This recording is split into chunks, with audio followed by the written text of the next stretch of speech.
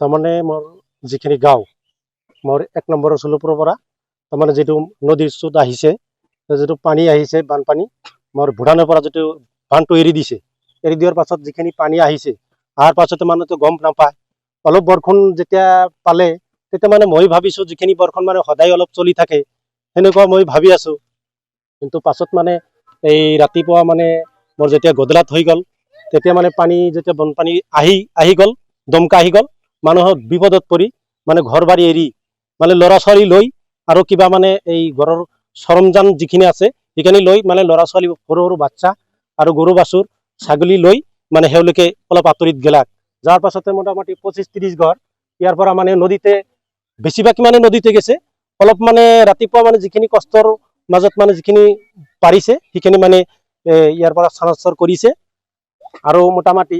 মোৰ 1 নম্বৰ ৰসুলপুৰৰ পৰা মোটামুটি 4-5টা গাঁও এই ভাঙিছে মোটামুটি 50টা ঘৰ হ'ব মোৰ নদীত গেছে অলৰেডি আৰু মোৰ ধান খেতি মাটি কেলাই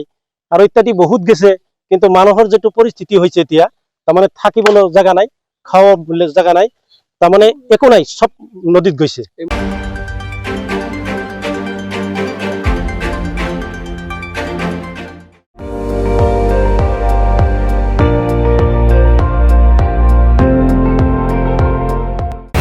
আপুনি চাই আছে ND24 সৰ্বশ্ৰেষ্ঠ নহয় সৰ্বোত্তমৰ দৌৰত